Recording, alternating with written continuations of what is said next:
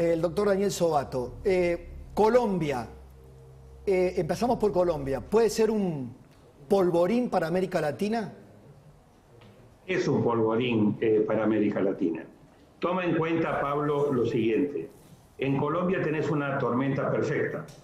Es decir, tenés una pandemia que ya está en su tercer pico, una gravísima crisis económica, todo ello agravado por consecuencias sociales muy importantes, 4 millones de nuevos pobres, aumento de la desigualdad, combinado con una democracia fatigada y con un presidente que perdió contacto con la realidad. En ese contexto es como hay que ver y analizar la profundísima e inédita crisis que está atravesando en este momento Colombia, cuya protesta ya lleva 10 días seguidos. Alguien piensa que Colombia tiene su propia realidad, está en la FARC, están los colectivos chavistas, hay muchos intereses, pero acá estás planteando que hay una cuestión de pobreza, hay una cuestión de hartazgo social, de reacción.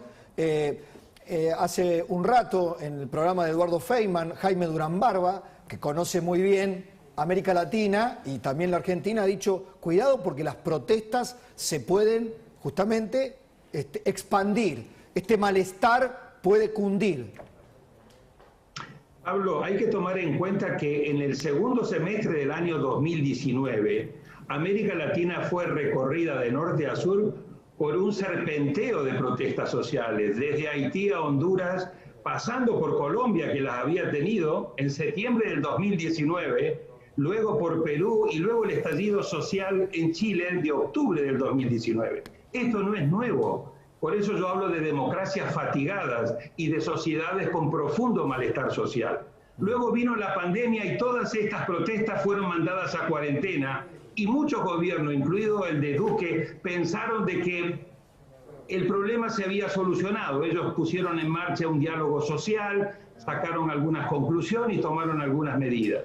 Y cometió la torpeza enorme en este momento de mandar una reforma tributaria que le pegaba durísimo a la clase media. Y eso fue lo que gatilló, entre otros muchos problemas, esta profundísima crisis social que hoy está totalmente fuera de las manos del gobierno. El gobierno está corriendo muy por detrás de esto, pero con este tema, Pablo, se vienen las elecciones presidenciales el año que viene y ya empezó la campaña electoral y esto está complicando enormemente buscar una solución a la crisis. Una clase media en Colombia que le dijo basta a un gobierno que aumentaba los impuestos. Permitime que le pregunte a Fausto Potorno y a Lucas Romero.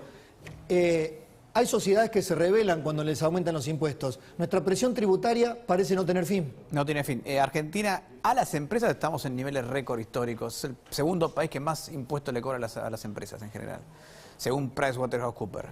Y a las familias, los impuestos no son los más altos del mundo, pero estamos ahí compitiendo con Noruega, Suecia, etcétera, a las familias.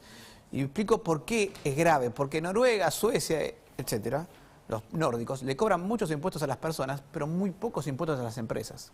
Porque ellos saben que no vale, las empresas no son ni ricas ni pobres, son simplemente generación de recursos. Los ricos o pobres son las familias, pero Argentina está cobrando como si estuvieras viviendo en Noruega a las familias y a las empresas les cobramos como nadie en el mundo, digamos. Entonces, el peor de dos mundos tenemos. Lucas, desde el punto de vista de la sustentabilidad política, ¿hay algún indicio de que están todas las variables sociales controladas en la Argentina? No, y de hecho cuando uno mira el cuadro social uno debe pensar que efectivamente tenemos algo de conflictividad social reprimida. ¿Reprimida por qué? Bueno, porque hay organizaciones sociales que contienen esa conflictividad, que tratan de canalizarla por, digamos, canales institucionales, pero digo, me parece que el dato más descarnado, y en esto seguramente coincide Fausto, que describe la situación, cómo la situación económica ha afectado la calidad de vida de la gente, es la caída del salario real. La Argentina está por cumplir en el 2021 un cuarto año consecutivo de caída del salario real. Eso es caída del ingreso en la familia, caída de la calidad de vida de la gente, y eso obviamente es un combo muy explosivo en un contexto donde tenemos más del 40% de la gente en la pobreza, más del 50% de los niños en la pobreza, y no estamos viendo esa conflictividad en la calle. Te doy un dato sobre el salario real. El salario real que tenemos hoy es el más bajo del 2004. El más bajo desde el del 2004. O sea, retrocedimos 16 años el salario real. A ver, antes de que me expliques qué pasa en El Salvador con este dictadorzuelo que ha destituido a la Corte Suprema y que cualquier reminiscencia con el interés de una parte del gobierno aquí no es mera casualidad. Hay una anestesia que ha sido la pandemia, digo, una anestesia por el miedo. Hay gobiernos que han logrado, con el miedo, con las cuarentenas, de alguna manera contener a la sociedad. El virus es un temor mayor a la economía. ¿Te parece que esto se pueda mantener por mucho tiempo, Daniel? No, Pablo, y déjame darte un dato, ya que tenemos dos excelentes economistas en el panel.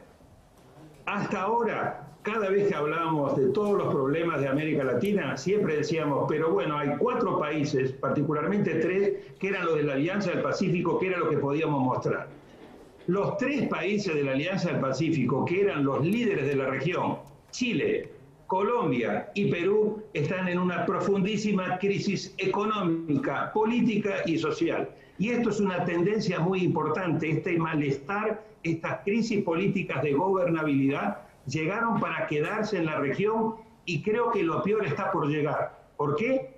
Porque la pandemia ha agravado muchos de los problemas estructurales. Lo que estamos viendo en Colombia es cuando los problemas estructurales se juntan con la coyuntura y eso es lo que ha detonado explosiones en Colombia, crisis política profunda en Perú por una elección el 6 de junio donde hay que elegir entre el menos malo o el menos peligroso, y una situación obviamente muy complicada como la que hemos vivido y la que sigue viviendo Chile. Bueno, ahora contame, ¿quién es Nayib Bukele? 39 años. Tiene a una cantidad, digamos, un porcentaje de la población a favor que le permite hacer cualquier cosa, un cheque en blanco prácticamente. Sí, Nayib Bukele es un muy hábil joven político, empresario, que entendió muy bien el profundo malestar social que había en El Salvador, la desidia que había de la ciudadanía. 54% le importa, es indiferente si vive en democracia o vive en un régimen autoritario, solamente el 28% apoya la democracia, el nivel más bajo de toda América Latina, junto con Guatemala, y partidos políticos y Congreso y Poder Judicial totalmente desacreditados. Él interpreta muy bien, entiende muy bien, conecta con una muy buena campaña a través de las redes sociales y la juventud, gana la presidencia en primera vuelta hace 2 años, le pega una fuerte paliza política a los 2 partidos tradicionales, y 2 años después, porque las elecciones de Congreso están separadas de las ejecutivos, ahora, a fines de febrero, logra otro triunfo contundente y tiene mayoría absoluta en el Congreso unicameral del Congreso.